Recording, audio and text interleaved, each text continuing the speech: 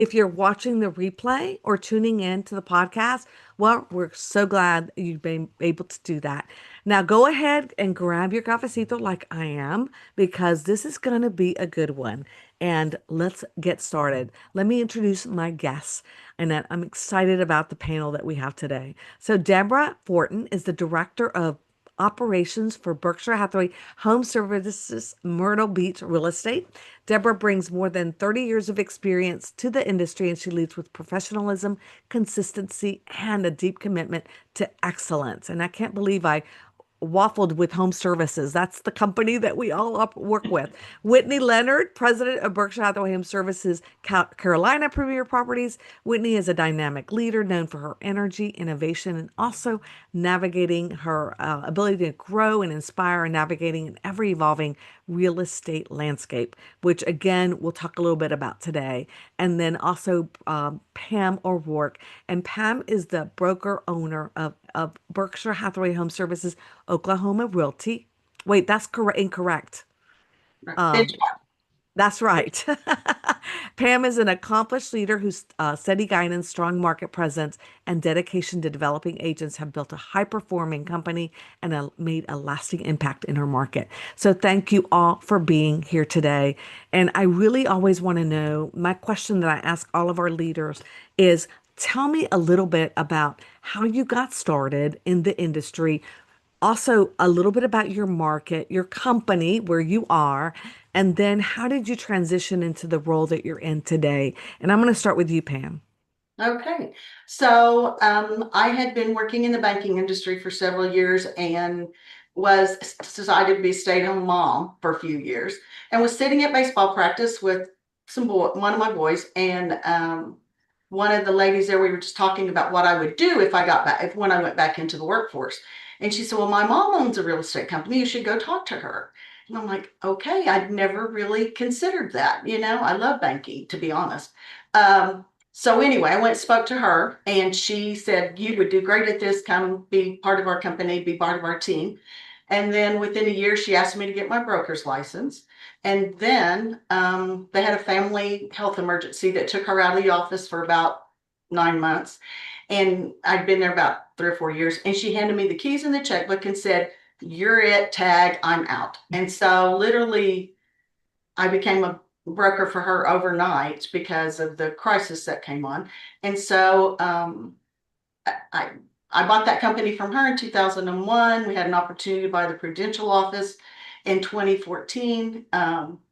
We've got 30 or 25 agents now. I'm down to 25 now, but a select group, and I'm pretty protective of the culture we have here. So pretty selective on who we allow to come. I love that. And the fact that you decided right away to get your broker's license. For those who don't know the steps, in many markets and many states across, it's different. But for most markets, is that you become a real estate agent first, sell real estate, and depending on where you are, then you're able to apply for a broker's license, which is the position that Pam is talking about, and decided to lead that company at the time that she was needed. I think there was a plan for you all along, Pam, and your owner saw it from the very beginning. Whitney, how about you? So, good afternoon, good morning.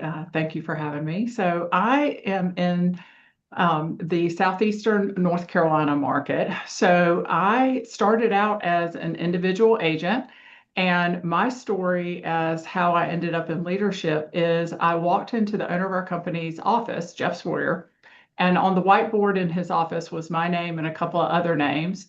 And I inquired about why my name was on his board, and he started talking to me about growing the company and having the need to add additional leadership. It wasn't something I was looking for, but it was the path that I started on pretty quickly. As I got started in my career, I had graduated college. I'd sold for him for a brief time, and then I started leading. And the rest for me is history. So it's been over 20 years. It's been a great relationship and a great organization to be part of. So we are 6 offices and we cover a military market, a heavy vacation, second home area, as well as primary. So we have a little bit of it all on the coast, and 6 offices and 230 agents. Wonderful. And big shout out to Jeff because I know he's watching today and we really appreciate his support and the fact that he found you and had identified that as well. Sometimes, you're picked before you think you're even ready or it's even a career path for you. So Right. again, Whitney, welcome. We're excited you're here as well. And then Deborah, you have an interesting also story about how you got into real estate and then how you transitioned over to Myrtle Beach, which I love. Well, I got into real estate many moons ago. My kids went into school, and I had worked for the corporate America, stayed home to be a mom for a little while. And then when they went into school age, I thought, let me see what this is about. I had a friend who made it look real easy.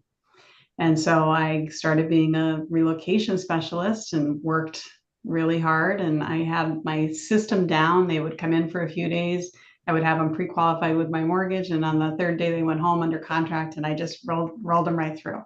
And a VP actually recommended that I get into leadership and talk to my leader at the time. And they set me up. I had started with an office in Connecticut and through two offices. And 18 years later, I decided to let that retire and move to Myrtle Beach to be closer to my parents who live down here.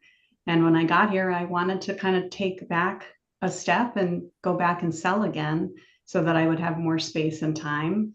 And my owners of my company, Berkshire Hathaway Myrtle Beach Real Estate, saw that I had a little bit more background from BHHS from my company in Connecticut, and they invited me into their leadership with them and to help them grow this business.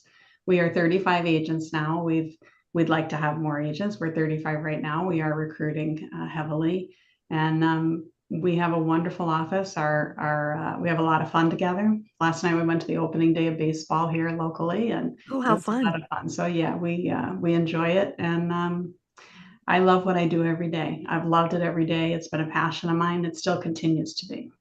You can see that when you're talking about the role that you have, Deborah, and I'm so excited because you also came from a company that is such well led with Candace Adams and Brenda now mayor that when you moved Yes. out to your area that Yeah. I think they saw the opportunity and just your owner said we got to seize it. One of the things that I like to learn because a lot of people see your role and they think that it was easy for you, right? And this is a tough to be in leadership is a tough role to be in, and even in real estate, right? So, was there a time in your career where you were tested in a way that really changed you, and also changed maybe the way you led or the way that you talk to people? Because that's something that I know a lot of people don't realize the agony that this business has and ups and downs also of the business as well. Anyone that wants to answer this question, just Well, let me know. we're the calm one in the storm. When our agents come in the office in uneasy times, we're the one that has to possess the calm for them. We ride the waves without letting them know how we're feeling. And we keep the momentum for them going forward. The biggest challenge, I think, is that so many things happen out there and they hear all the things that are going on. And then they come in and say, well, what about this? And what about this? And you have to be able to deliver that message to them so that they know everything's going to be okay. We've gone through changes. We've gone through so many changes in this business in the years, and helping our agents to navigate that is where we shine. It's not about being liked for a leader, it's about being trusted. And when they know that they can count on you, I think that's the most important thing. I've had many pivots in my career from early being an agent to making mistakes and learning how the leaders that had me taught me to correct those. And I work with my agents when that happens to make sure that they know how to move forward and what the lesson is that they learned and hopefully become better because of it. And that's our job. I love that. I love that. Anyone else? So during COVID, that was a challenging time for all of Mhm. us. So I took the opportunity for that. I had an opportunity to take a 13-week leadership course. And my husband said, why would you take a leadership course? My word, you've been doing this for a million years. But I really learned something, and it wasn't real estate related. It was just general business leadership.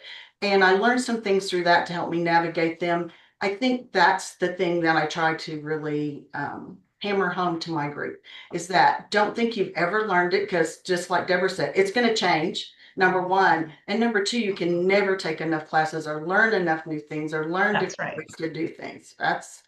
So anyway, COVID was probably one of our most difficult things to navigate here, but we got through it. We did. And in a lot of markets, it was not, you couldn't show homes. In a lot of markets, you could. So it was all, different across the entire landscape. And I love that you took a course on something that was totally, in a different field, because I think that's when we learn the most. It's Yeah. when it's not in our field and you're like, okay, this is different, but wow, I can certainly apply these principles to what I'm doing in this space. And I also know that today, more than ever, that's what our agents are doing because our industry is changing. Yeah. So really, I love that advice. Take a course, keep learning, because that's how you expand your skill sets and that's how you're able to serve your clients better. The question that I always love to know is because I know that for me personally, there were people along the way that actually believed in me before I actually believed in myself. And I didn't, grasp it until I'm looking back, right? Wow, this is something they said to me that really impacted me and that put me in the trajectory of the course of where I am today. So, who was that for you? Um, Let me know, Deborah. I had a lot of people in my corner before I knew I was meant for my role. My family, my support, my peers as I started to develop in my career. Early on, I got my broker's license. As soon as I got my real estate license, I began my GRI classes. And I had a mentor, and I followed her everywhere for my first year. I started with a smaller agency in the community I lived in. She mentored me, and I went everywhere with her, every closing, every showing, every open house. She passed about a year into my business, Oh, and I continued her trajectory, and I keep her with me in spirit today, and she still teaches me how to do my business. Always lead with integrity, always be the most professional, and never stop learning.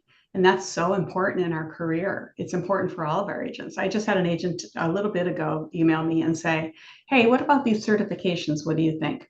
And I said, well, they're certifications, not designations, and designations can give you an opportunity for referrals. So I would recommend you look at NAR, take these designations, and see where it leads you. beautiful. Who is the name? Can you share the name of the individual that That asset was Sean Martin. Sean Martin? Thank Mm-hmm. you. It's Called always great Sean. to, yeah. And what a beautiful way to pay tribute to that individual. So thank you for sharing that. How about you, Whitney? So for me, I have referenced that Jeff saw in me something that I hadn't seen in myself, and he has been my mentor throughout my career, as he has been for many of the agents in our company. From my perspective, when I think back on, who's believed in me and been that cheerleader, like so many of us, it's our partner, our spouse, and for me, it's been my husband. And so I am in the camp of people that believe that who you choose to marry and align yourself with really will change that trajectory of your success and your happiness. And so for me, it's been 34 years with my husband, and he believed in me before I probably believed in myself. I love that. That's beautiful. Pam? Yeah, so I would say two people. One was the lady who hired me at first and said I would be good at doing that. Her name was Norma McKitty. She worked for us after we bought the company. She worked for us till she was 89.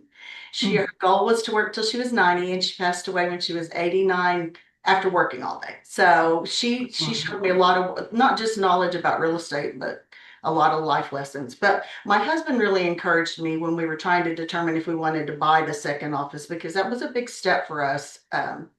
You go in debt, you take on 30 new agents. And I was concerned that we would buy the office and we would maybe lose part of that group, which it was a great group. We didn't lose a one. They all stayed with me. So, but I was a little hesitant about do I have the ability to lead them where they want to be? And he really stood behind me, just like Whitney said. So Wonderful. And I think it's really important to talk about those people that really help us and shape us because mentorship is so important for so many people. And so I always talk about it because I think it's important for you to find someone that and really don't ask them to mentor you, but really follow them, because a lot of times it's hard for people that are very busy to take the time to mentor. But if you see what they're doing, and if you find someone that you know is an incredible leader, that's the best way to kind of learn from them, is to really study them, follow them. And if you have a chance, let them know, what can I do for you? Can I do for you to help your business? Because that's how it's gets started. So let's talk about what people really don't say out loud. And that's the hard truth about making sure that we are good leaders, and the hard truth of what people don't understand that's required to be able to do a great job with different personalities. And we all know that in this real estate business, we have a lot of type A personalities. We have a lot of different personalities across the board. How are you able to manage those individuals? And what's the hard truth about leading such a wide variety of different individuals and personalities and outcomes? And then again, this is for, I'll start with you, Pam. Okay, so yesterday we had our awards breakfast to presented awards to everybody that, for last year. And I was bragging on them at how well they support each other, and how we were talking about differences and how they share their strengths. And when others have a weakness, someone else will step in and help, not just me, but others. And I was bragging on them about that. And I said, you guys do such an amazing job of supporting each other and sharing information that will help them in their business. And one of the agents said, that's because we learn it from the top. So that meant a ton to me. It got a little emotional yesterday at the awards breakfast. I'll just say it was a little emotional. But I think the way we navigate the changes is because we're like family, and they know if I'm going to call you in and correct you on something, it's for your benefit, not for me to be bossy or in charge. So That's that's beautiful. And it starts at the top, right? that's what she said. People mirror what they see. So, Whitney, how about you? So one of the big hard truths is that we're always on. We get our energy up, we're smiling. It's like the ladies were saying earlier, right? It's that we're always on, and no matter what's happening behind the scenes. So whether it's back in the experience of the pandemic or the Great Recession, I think back on those times, we've had and seen some very challenging times. And frankly, regardless of whether the market is good or bad, so whether there's plenty of inventory or no inventory, interest rates are high, they're low, we always have to be figuring ways to encourage and motivating and training and coaching our group to, one, navigate through it, right, from a strategy perspective, but then to always be positive, to always be encouraging and motivation, inspiration pouring out of us. And so what I think is we see ourselves pouring out and not as much, being poured into ourselves. It was like Pam was saying with the awards, it's we're recognizing the agents, we're pouring awards onto them. And so I think that it does take a unique person to really want to get their joy and their reward from helping others and seeing others grow and being successful in achieving their goals. And so it's really, for me, it's that always being on, so to speak, and that You have to be a positivity. cheerleader, even when it's tough for you. Like, Always. even when you're personally experiencing some difficulties in your life, you still have to show up and be positive and help others through their scenarios, because you are the ones they look up to. So, oh, that's so authentic. Thank you for sharing that, Whitney. How about you, Deborah? Well, the ladies have spoken so eloquently, and we've all experienced similar situations. It is about lifting up the team. And when the team is operating at its best capacity and everybody's helping each other, you're doing your job correctly. And that's one of the most important things for me. It gives me pleasure to see our team working together, thriving, helping one another, growing, especially when we do community events, whether it's beach cleanup or we're picking up the garbage or we're at the baseball game. When we're doing things together, even going to Nashville, we had 15 in Nashville for convention, and we do everything together as a family when we're there. And it is the camaraderie. It just lifts everybody up. When you do those trips, I think that's the best thing we do on convention, is how warm and fuzzy everything is because you're together.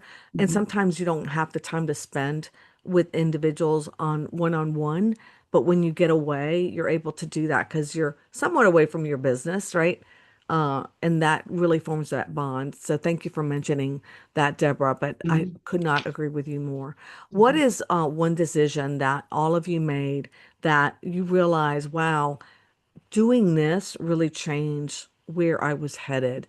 And Whitney, for you, I'm going to start with you. What gave you the courage to say, yes, I'm going to go ahead and pursue leadership? But what was it that you did that you even, you know, that changed where you were headed and then to become president of your company? That, I mean, there's one step at a time, right? So what was that decision, that one decision that made that changed you? So when I really think about that as a drill down on that question, the one decision was the companies that I chose to call. So we all pour time into recruiting and recruiting agents. So I was coming into this community and I wasn't on anyone's radar and didn't know people. And so I called the company that I work for, and then I called a couple of other organizations. And for me, choosing this organization and the strength that I saw within it in terms of being able to have future opportunity, as well as the training and the coaching and the mentoring and guidance that the company offered, it was the one thing that led me on this path. And when I think now about the other ways and paths that I could have gone, I can't.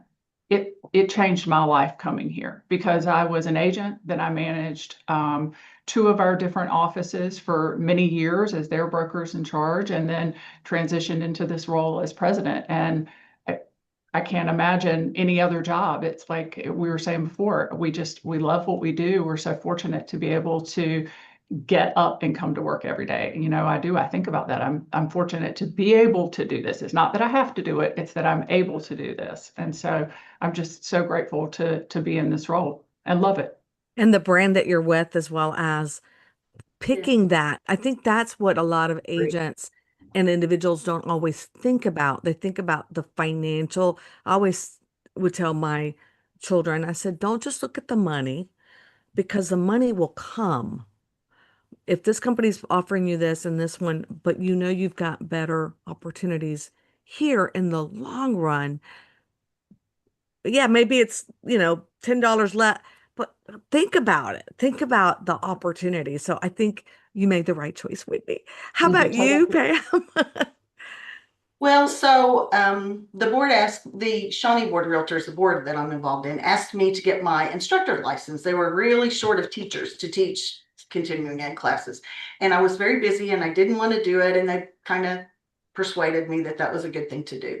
So because of that, because of teaching classes and having exposure to all of the agents in our community, when the lady that owned this office that we have here, the Berkshire Hathaway office, that was the Prudential office, she was retiring and she told them she was retiring. And so their agents came to me at my first office and said, we want you. And I said, no, I don't want to do that.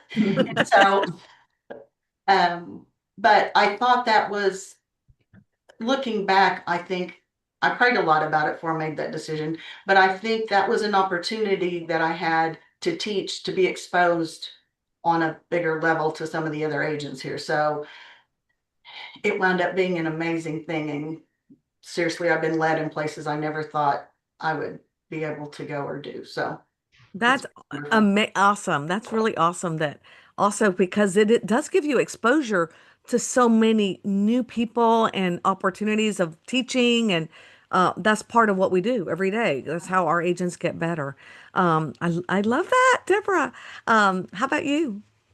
So I started, as I said, education was really big for me, and I joined the committees at the local board offices and wanted to volunteer. The committees I chose because of who I am as a person, I chose professional standards and grievance. And then I was board of directors for our local association, and then I was board of directors for our state association, and then I chaired grievance hearings, and then I went into professional standards certification on the state level. And all of those things helped me along the way, but it also helped me to define that the company that I chose to affiliate with was the right company because of the reputation and the backing, and those things were very important to us. And having found that in Connecticut and having found that here in Myrtle Beach with Marvin and Nigel as our owners here, it's an alignment that's just been perfect my entire career. And I've been Well, very blessed. that is a tough role to have. That would be my nightmare role because I think that would be so difficult to even maneuver and manage. And that I says so loved it. much about you, Deborah, about your I loved it. personality and how you think and how you are. So again, that is amazing that you all have aligned yourselves with companies that really help that you feel that it's part of your culture, right? It's part of who you are, which is another question that I'm going to pivot to what's about culture, because a lot of times it's really difficult to create a culture that you feel everyone is comfortable with. So what is it that most people misunderstand that, about building a culture where agents, as well as teams, as well as employees, as well as leaders can truly thrive in? Because again, I have gone into offices and, with my role, I visit offices all over the country, and one office is so different from another, but Mhm. they are all great. You know what I mean? It's just a different vibe or a different way of doing business. Or so, what is it that's important that's misunderstood? And I'll start with you, Whitney. There are two things in particular for me that I keep top of mind, Teresa. One is to always be thinking about creating an environment and a culture that people are drawn to.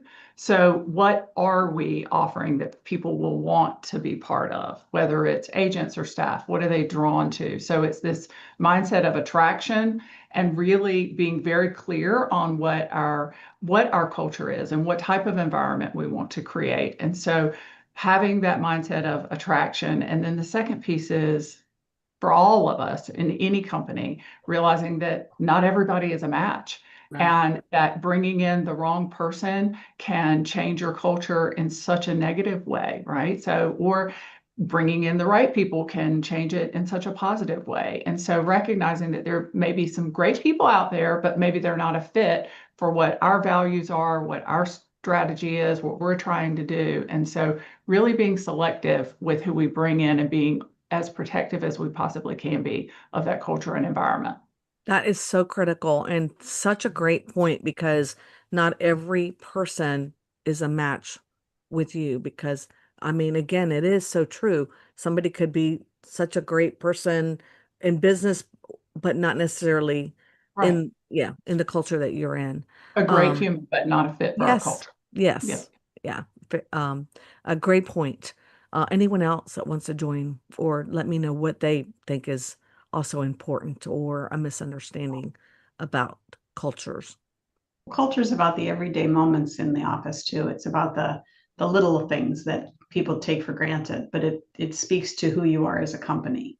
And it's not always fun to make tough decisions for people, but when they understand where you're coming from and what the culture is of identity in the office and how everybody, our job is the greater good, and it's always the greater good. And it's not individual always. Sometimes it is, sometimes it isn't, and it's just being able to recognize that. But it's when they walk in the door and they feel at home. Yeah. That's perfect. Perfect. Well, one of the things that we also talk about is how our markets are shifting and how our agents are evolving. And so with that also, the what they expect from us is also can be a challenge. So what is the biggest challenge shaping what you're deciding to do or how you're deciding to lead right now? Pam, I'll start with you.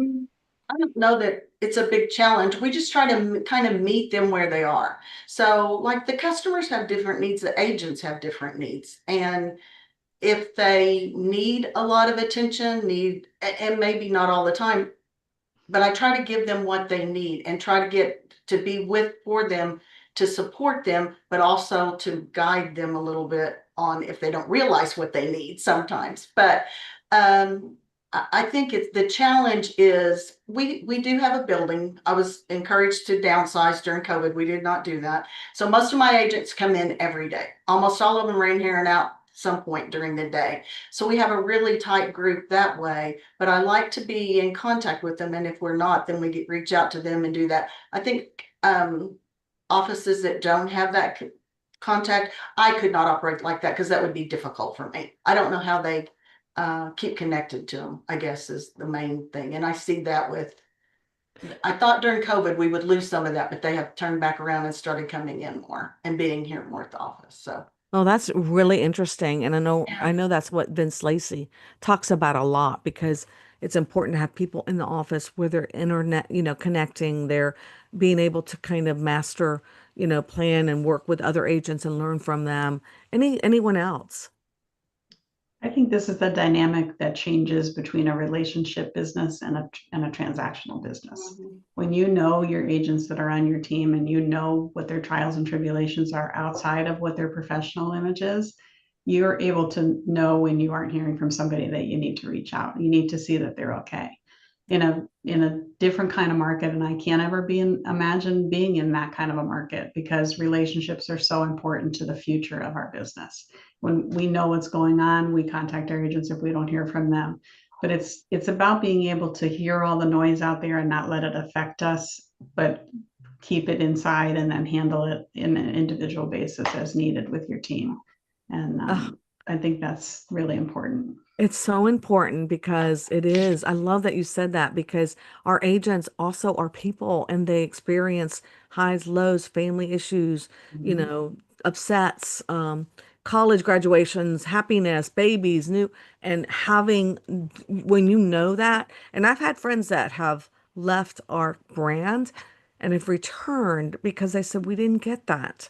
It Right. was like, we're in it, we're a number and not a person, But not it's helping someone. them to move forward through that. And Yes, sometimes in their darkest moments out there, what they can do best is get back to work. yes, yes. Whitney, how about you? Do you want to add anything? I think just talking about shifting markets and changing markets from a leadership perspective, I think it's our responsibility to have a good pulse on, as Pam was saying, meeting where they are. And so for us too, it's really having an understanding of what they're experiencing and then what challenges they're facing so that we can help give them good strategy and guidance on how to navigate through it. And again, there's always different cycles, there's always different challenges in real estate.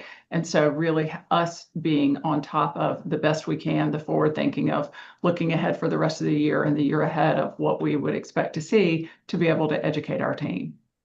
Beautiful, beautiful. One of the things too that I think is when we have people, even employees or on our team that we know can do better, or they're not reaching their capacity or what they are able to achieve, how do you talk to that individual? What do you say to them? How do you motivate them to really go all in or all out? Because I know that there have been situations where someone's not performing to their highest level. Tish Herdwig, who was on the show before, talked about how when she got started in real estate, she won a sessions with Mike Ferry. Like she was brand new in real estate. He never really coached anyone that was new before. Y'all know Mike Ferry. He's been around for a long time. Everyone he ever coached was an experienced agent, but she ended up putting her name in the drawing, and he, unbeknownst to when he pulled her name, didn't realize she was brand new. But he says, you know what? I'm going to prove it. I'm going to prove that even a brand new agent can actually make, close 50 deals in a year. And she didn't know any better. So she did what he said. And she actually closed 70 deals her first year. And so, you Wow. know what I mean? Like, it was, but and her boss, her broker owner encouraged her. No, you can do this. Even not knowing real estate, that proved that those, that cheerleading or that capability. I know you can do it. She didn't know she could do it, and Mike did. So, how do you do that? How do you work with agents or employees that can do better? And this is for anyone who wants to answer that question.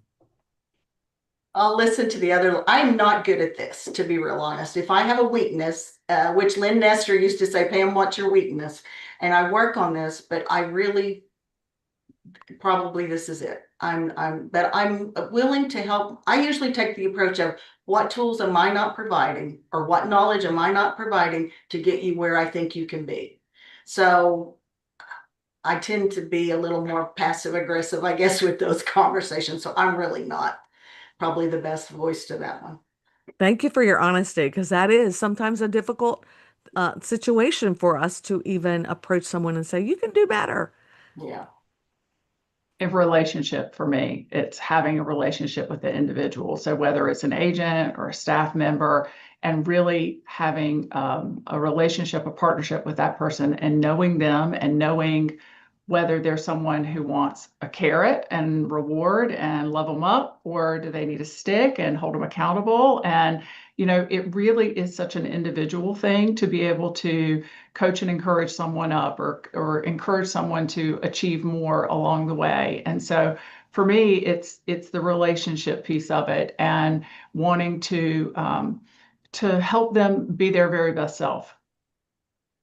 Beautiful. I know that with our children, I always look at how each of them is different in the way that you would reward or punish them, because like my son, he would punish himself so much that by the time I found out what he did, or it was like, oh my God, I can't punish him anymore. He's already suffered, right? Whereas my daughter was different, right? Every person is so different as to how they want to be led, or what pushes their buttons, or how they can actually really get be the best that they can be. So I love those answers.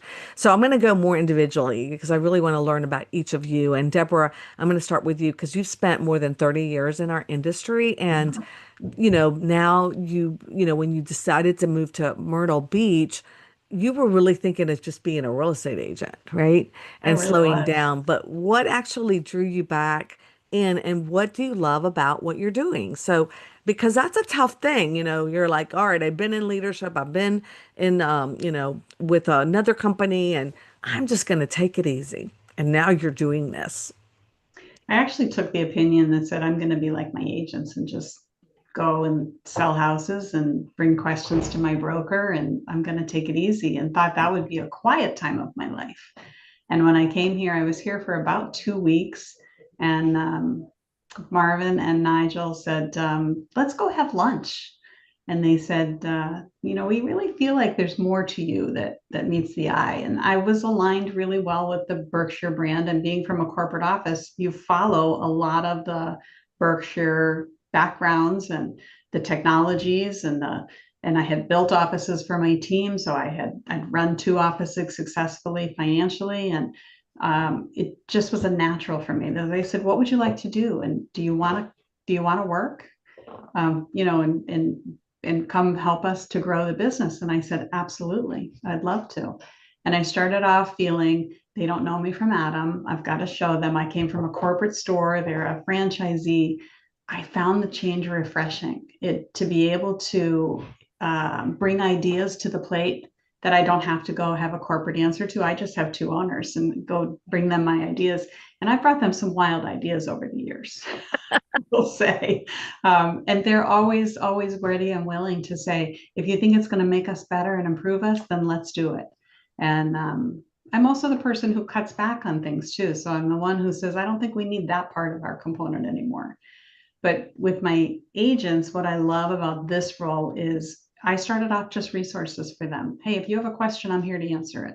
And then it's just developed into where my role is today. And it evolves constantly. And I love that it evolves. And I'm still enjoying it every single day. And like Whitney said, I get to get up and come to work every day. I don't have to, I get to. And I That's really so do love it. beautiful. It really is, Deborah. Number one, that you had that corporate background, because a lot of times there are things that we are kind of exposed to a little bit more, and it's easier for us to do because we have people that are able to do other areas. Whereas with a franchise, they're doing everything. The network leaders are involved with the leadership, they're involved with the everyday Yeah. decisions, they're involved with the agent training. So a lot of times they can't really go in and learn all the tools as you did. And then coming from that into a smaller company where the decisions are easy, I think that's amazing. I love that. But there's And I so love that many you. tools that we have, so many Yes. tools that every agent is different, and helping the agent's personality to align with the tools that best meet them is what I really love, because there's so many, I can match them. Just like our agents match houses and homes to their people, It's I can match beautiful. those tools to my team. I don't even know all the tools we have. There are so many. So There again, I are. think that's a great asset that you've been able to bring to this company, and also your role too. I was in Relo, so that background too helps quite a bit as well. Absolutely.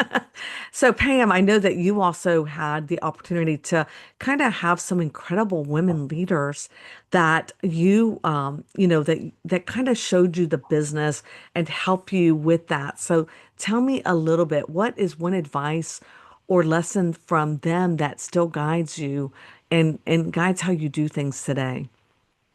So the lady that hired me and then I bought the company from, she was very adamant about knowing the why. So I worry a little bit about that with agents today that are disconnected and just use programs.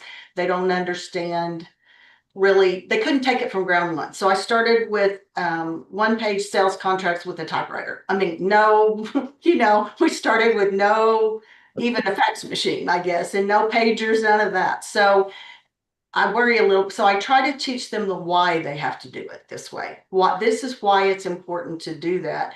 And she was very adamant about knowing what the process was and knowing how we get to where we are and to do it correctly and to do it with integrity. And so that kind of has just held over in all aspects of my life, I guess. I probably am too detail oriented sometimes, but um, I think it's important they understand what they're doing and not just filling in the blanks, I guess. That is, I think it's such a great learning lesson because when you know the why, the how becomes really easy. Yeah. And so it just learn why. Why do we have to do that? And I think it makes everyone so much better. And I know God, your company's got to be so well run, Pam, because of all the experience that you're leading them through. Whitney, I know that you've been in the role of president for some time now, but how's your leadership evolved over the years, and what continues to challenge and stretch you? So deeply personal. I kind of hear that question as, okay, so what could you do better, or do more of, or improve?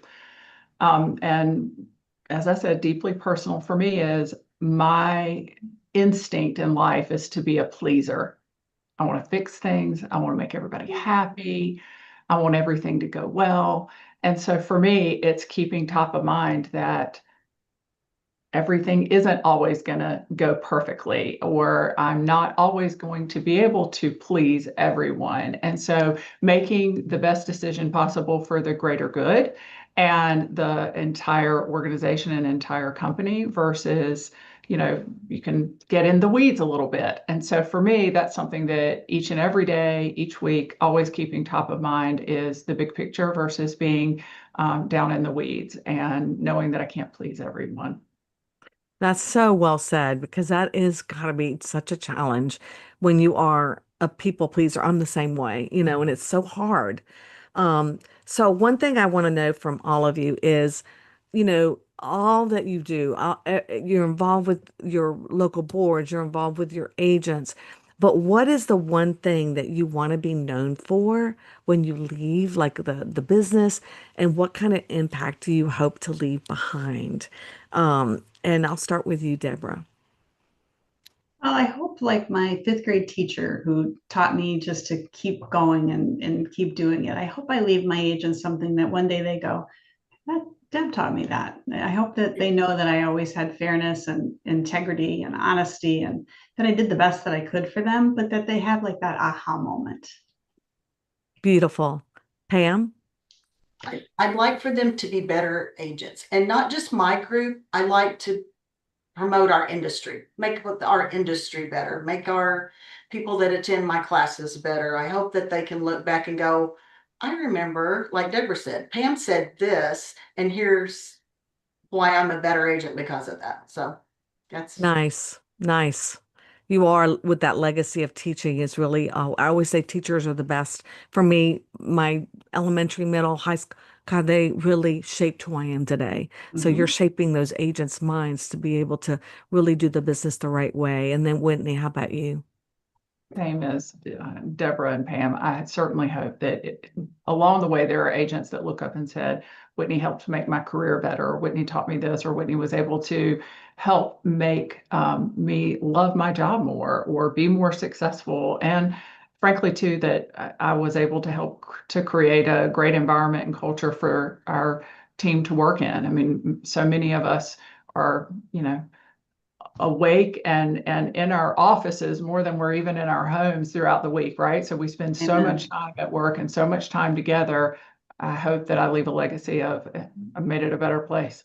Oh, that's also beautiful. I can't believe we're out of time. Can y'all? It's like so the one question I always like to know is, it's important we leave our audiences with something that really resonates with you, whether it's a quote that you live by, a book that you read that you felt like, wow, everyone's got to read this book. I keep it by my bedside because I read a chapter every night and revisit it, or a podcast that you think this podcast is really good. It may be out of our business or whatever, but it's something somebody needs to listen to because it really has motivated me. So I'll start with you, Brenda, because you're on my list here on the screen. Do you mean Deborah? Yeah, who did I say? Brenda? Oh, Deborah. I don't know why I said Brenda. Deborra. I'm That's losing it. okay. Just call me, I'll answer. Yes. Over the years, there's been a lot of different voices of real estate. There's, like you mentioned, Mike Ferry, Tom Ferry, Brian Buffini. I've listened to them all. Brian Buffini was one of my favorites over the years, and I've listened to his podcasts, and I was a mentor for his company under our leadership at corporate in Connecticut, and I really enjoyed it. And I believe in just learning everything that you can and giving it back. But for me, it's just about being for the greater good, always being authentic with whatever it is that I'm teaching and doing for my team and for my company. So I just want to be known as always being authentic. Do you believe that? Because I always talk about coaching and how important it is to also have someone that can help you, whether it's accountability or motivate you. And obviously, Buffini was somebody that did that for you. Right. And I agree. You just have to do that when you're in this business, whether it's inside the business or outside the business. Thanks, Deborah. How about you, Pam? So that 13-week leadership class I took during COVID, one of the books they required us to read was called The Power of TED, TED. And so it would be good for you, Whitney, because it talks about being a fixer. And I recognized it when you said that because that's what I was pretty bad. Make So a it note. talks, yeah. So you have the victim and the antagonizer and the fixer, and it talks about that. It's a real short little book. So, but it talks about that and really how fixing things is not what they need. They need us to lift them up and kind of lead them and be the teacher and instructor. So it spoke hard to me during COVID. It really did. So It's I called like The Power of TED, The TED. Power of Ted. It's a paperback when I got it. I don't know, but it's a little bitty book. It's not huge. So, I like those kind of books that I can yeah. read easily and quickly. Thank you for that recommendation. And then we'll round out with you, Whitney. So I have a little book as well to share, and then also from a quote or just top of mind thought throughout my career. And I feel like I say this to the agents all the time to really think about the two things that you can control, which is your attitude and your actions. Can't control the market, can't control our buyers and sellers, controlling our attitude and our actions. So always keeping that top of mind. And then the small book is The Strangest Secret by Earl Nightingale. And so it is on YouTube if you want to listen to the audio of it for it's not very long at all, or it's a small little book, but it has been something that I have carried through my career and would recommend for others. And it's called The Strangest Secret. The Strangest Secret, Earl Nightingale. And so it's kind of the pre-secret. It's the we become what we think. It's, success isn't driven by chance, but it's intentional. I know someone that Gino Blafari used to follow a lot. So again, I will definitely include that in my reading list. I really appreciate all of you. Thank you so much. It's been such a powerful conversation. And what stands out to me is about y'all is that it's leadership is not just about the results. It's about the people, the consistency, and showing up even when things are challenging. I think that's really important. Deborah, I really appreciate everything you said about what you do, how you got into business. Pam, I loved your advice that you gave. And then Whitney, I also love all of the leadership lessons that you shared with us, your authenticity, and for sharing. Appreciate all of you, your journey. With us, I really appreciate it. And to everyone who joined us, thank you so much for being part of this community. If this conversation resonated with you, I encourage you to share it with someone who needs to hear it. There's so many people that need to hear what all these individual women have provided us today, these golden nuggets. Before we close, I'd love for you to join us for our next Diversity Matters episode. It's going to air on the 22nd of April at 1 p.m.